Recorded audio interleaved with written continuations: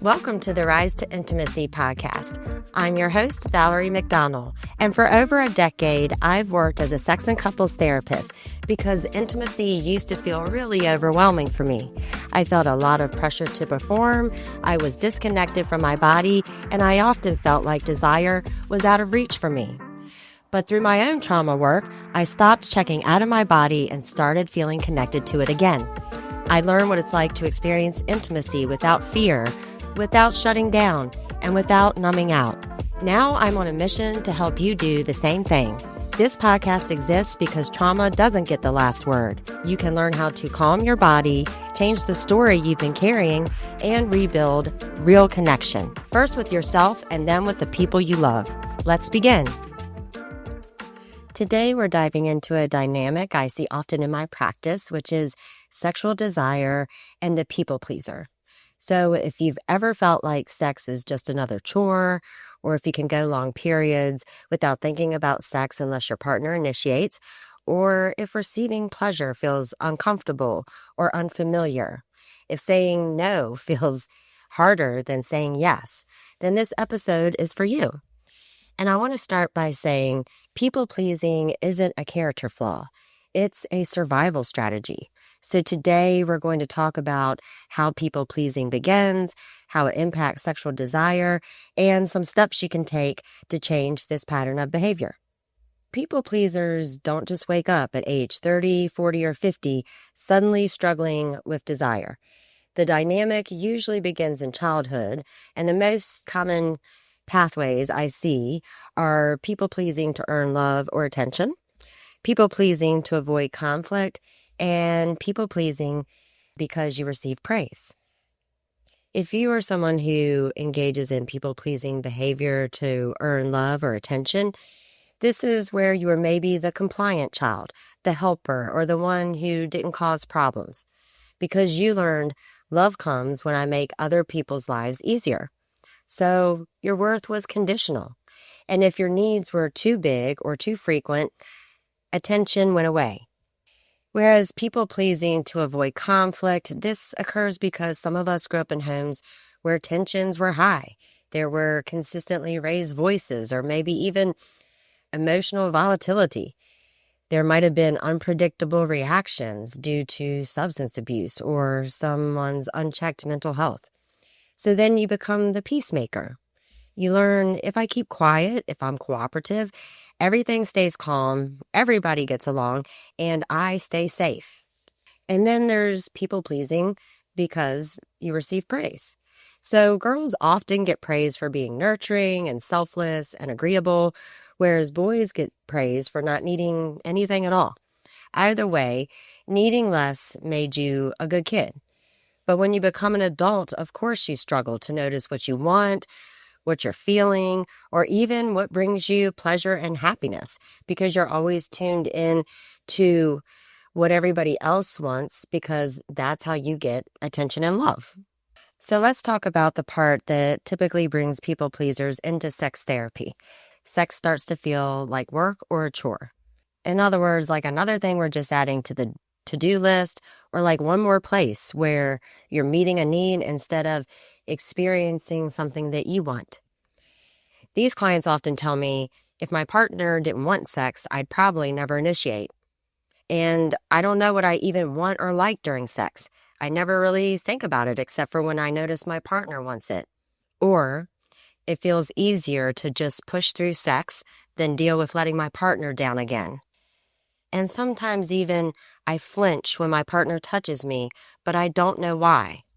But here is the why, because people pleasers are wired for performance and not pleasure. They're tuned into their partner's expectations, the mood, their needs, the partner's desire. But unfortunately, then they lose connection with their own desire and their own boundaries. They might lose touch with their own sensations and then therefore their own pleasure, because desire can't thrive when self-abandonment is happening, which is what occurs when we're engaging in people-pleasing. Desire needs space to be recognized. It needs freedom from pressure and expectations. It also needs safety within yourself and the environment where you're cultivating intimacy. And very importantly is having presence to experience pleasure. But unfortunately, people pleasing requires you to disconnect from your body to keep the peace. So then sex becomes an obligation that is fueled with pressure instead of an expression of your own sensuality. And I'm going to quickly just talk about the neurological and the trauma-informed layer here because it's so very important. Many people pleasers live in a chronic state of fawn or freeze, where fawn says, I'll give you what you want, so I stay safe. And the freeze response says, I'll shut down so I don't feel anything.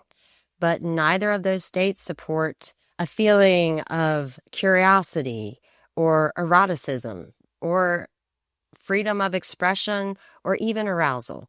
Because when you're stuck in a survival pattern, your brain just isn't able to prioritize pleasure. Instead, what it prioritizes is just surviving the moment.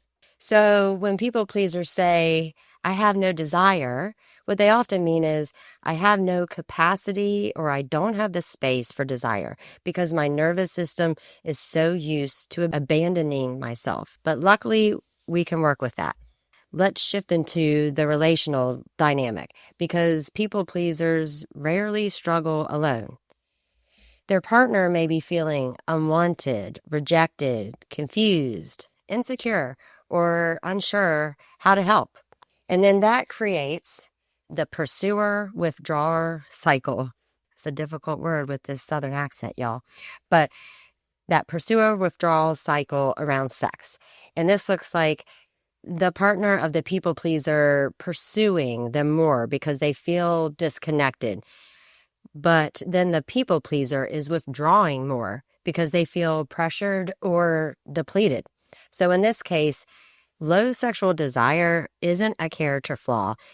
It's a relational signal, a signal for us to do something different. When this dynamic shows up in therapy, I typically start with teaching clients to regulate their bodies so that we can create a calm and safe internal environment.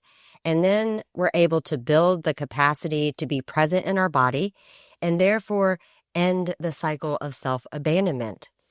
So some of these skills would be grounding techniques in order to stay oriented to the present moment. Also, you'll learn how to track your internal sensations in order to notice desire. Also, we're going to learn about how we can tell the difference between an authentic yes or a yes that comes from the fawning response. And also how to regulate when we feel guilt or pressure in order to remain connected to ourselves and therefore our partner. The important step here, like I talk about very frequently, is to help the nervous system feel safe so that desire can finally have room to be acknowledged and tended to. I would also explore the origin story of where people-pleasing began. We'll shine a light on the belief systems that were inherited or adopted for survival and protection. This often includes trauma work, attachment work, rewriting toxic or negative narratives, and noticing where pleasure was dismissed or punished. And we're going to learn why people-pleasing no longer fits the romantic relationship you desire as an adult. We're also going to work on rebuilding a healthy way of getting our needs met through learning new relational skills and strengthening them outside of sessions. So here you'll learn and practice boundaries, stating your needs, saying maybe instead of giving automatic yes.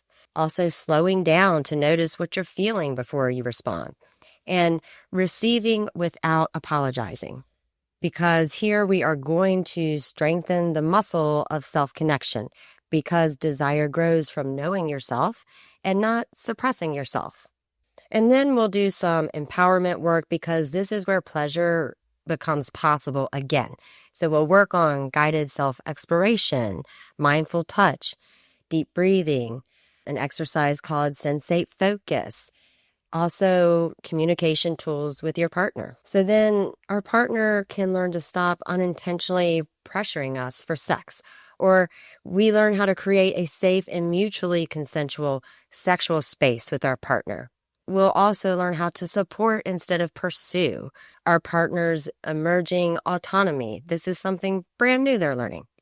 So empowerment is when a client can finally say, I want this, or I need this, from a place of truth and understanding of self, not from guilt or obligation.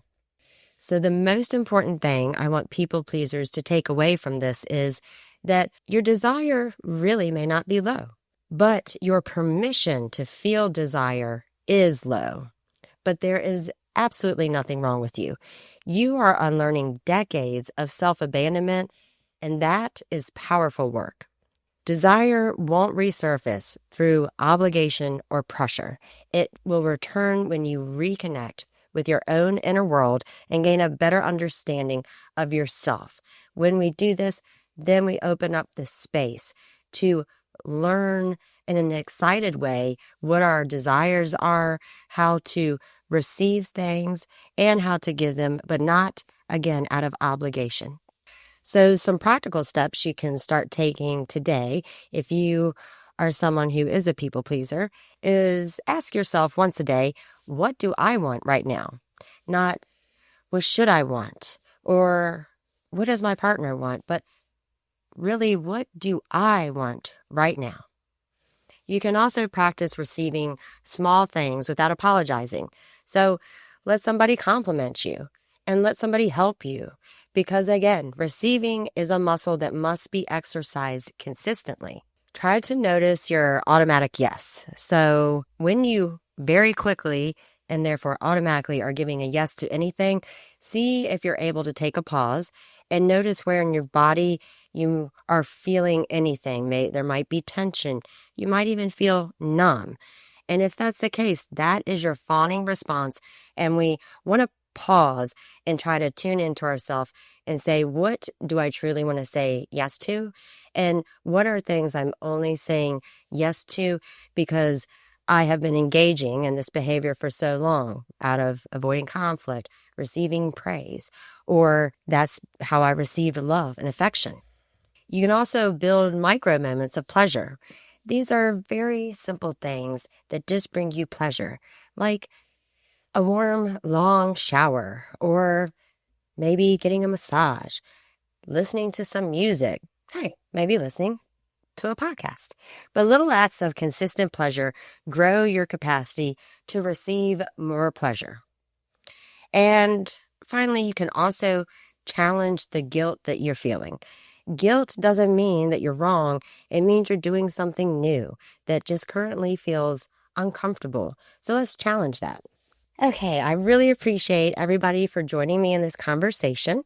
If this episode resonated with you because you recognize yourself in the people pleaser dynamic, or if you're in a relationship where desire feels confusing or absent or pressured, then you're not alone and I am here to help you.